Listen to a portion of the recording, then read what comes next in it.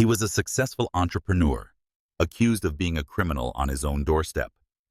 A single phone call from a suspicious neighbor turned his life upside down. But Michael refused to let prejudice win. What happened next will shock even those who think they've seen it all. Let's start from the beginning. In the heart of an affluent Los Angeles neighborhood, where manicured lawns and pristine driveways painted a picture of idyllic suburban life, Sarah Grayson stood by her bay window, her sharp gaze fixed on the house across the street. A man was standing there, tall and composed, his dark skin and confident demeanor starkly contrasting the quiet uniformity she had grown so accustomed to. Sarah, a white woman in her 50s, who prided herself on knowing every detail of the neighborhood, felt her chest tighten. The man was Michael Robinson, a 35-year-old black entrepreneur who had worked tirelessly to achieve the success that now brought him here. With keys jingling in one hand and official paperwork tucked under his arm, Michael approached the home he had purchased at auction, ready to begin a new chapter of his life. His steps were steady, but his heart was full. This house represented more than just property.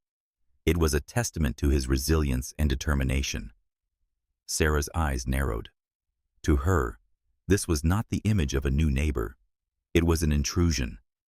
Decades of life in this insulated community had conditioned her to see anything, or anyone, outside her narrow norm as a threat.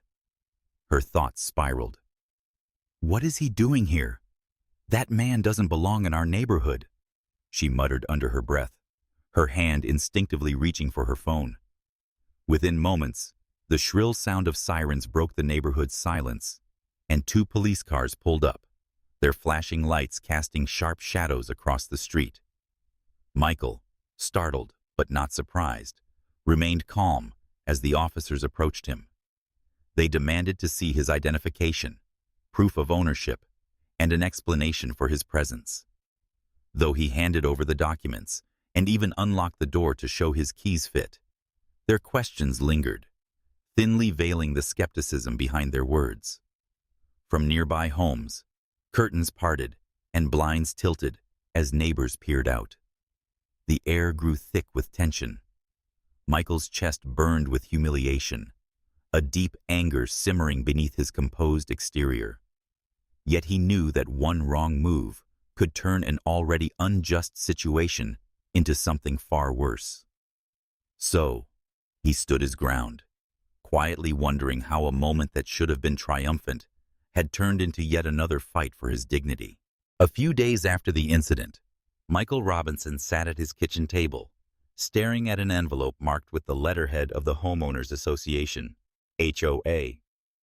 His heart sank as he read the contents. The letter stated that he was required to undergo an additional screening process to prove his eligibility to reside in the neighborhood. The phrasing was carefully worded, but the message was clear. His presence wasn't welcome. Michael immediately connected the dots. This was no coincidence. It was the fallout from Sarah Grayson's baseless 911 call, amplified by the unspoken prejudices ingrained in the community. The realization cut deep.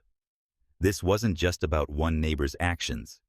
It was about a system that subtly worked to exclude people like him. As if the letter wasn't enough, whispers began to ripple through the neighborhood.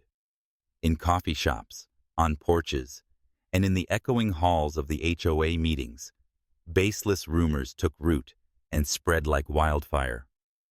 Some claimed Michael had ties to criminal activities, though no one could point to any evidence. The accusations were flimsy at best, but they served their purpose: to cast him as an outsider, someone who didn't belong. Michael felt the weight of it all bearing down on him. The home he had worked so hard to secure, a symbol of his perseverance and success, now felt like a battleground. The dream of giving his family a safe and welcoming place to grow had turned into a nightmare of judgment and exclusion. His wife, Ashley, saw the frustration etched into his face and the exhaustion in his shoulders. She stepped beside him, her voice steady and unwavering.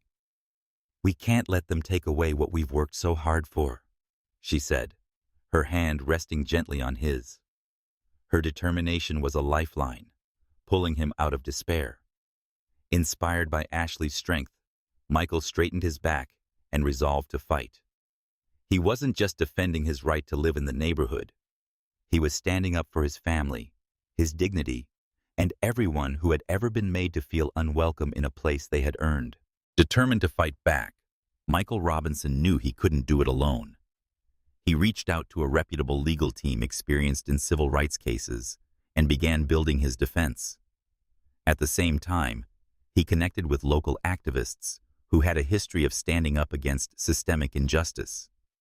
Together, they crafted a plan not just to defend Michael's right to live in the neighborhood, but to challenge the underlying discrimination that fueled the hostility against him.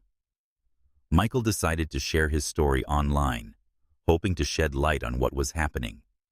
With a mix of vulnerability and strength, he wrote about the 911 call, the HOA's actions, and the baseless rumors that had turned his new home into a source of humiliation. His words struck a nerve. Within hours, the post went viral, garnering thousands of likes, comments, and shares. Outrage spread across social media as people from all walks of life rallied behind Michael. The hashtag #LetMichaelLive trended, and news outlets began covering his story. Activists organized a peaceful protest outside the HOA offices, demanding accountability and reform. Crowds gathered with signs reading, "No room for racism," and "Homes for everyone," their voices creating a powerful echo through the once quiet streets. The growing attention caused ripples in the neighborhood. Some residents, who had initially supported Sarah's actions, began to question their own biases as they saw the undeniable support for Michael. A few neighbors even reached out to him privately, offering apologies for jumping to conclusions. Their words, though late, brought a glimmer of hope that change was possible. Sarah, however, refused to back down. She doubled down on her stance, insisting that her actions were justified to protect the neighborhood. Despite the mounting backlash, she remained steadfast, portraying herself as a victim of a so-called smear campaign. The divide within the community deepened, but Michael's resolve only grew stronger. What started as an act of injustice against one man had now become a movement, exposing the cracks in a system that many had ignored for too long. The fight was no longer just about Michael. It was about ensuring that no one else would have to endure the same. At the court hearing, the judge rules in Michael's favor, stating that both Sarah's actions and the HOA's policies violate anti-discrimination laws. Not only is Michael's right to live in the neighborhood reaffirmed, but the HOA is also ordered to revise its regulations to prevent future bias. Michael decides to host a small housewarming party and invites his neighbors, including those who had opposed him. To his surprise, a few show up, including an elderly couple who sincerely apologize for their behavior. Sarah, however, watches the gathering from her window, unwilling to engage. Michael's journey becomes a powerful symbol of resilience and justice. He later establishes a nonprofit organization dedicated to fighting discrimination and empowering marginalized communities. At the organization's launch event, he shares these words: "We can't change the past, but we can build a future where fairness and equality are not just ideals, but realities."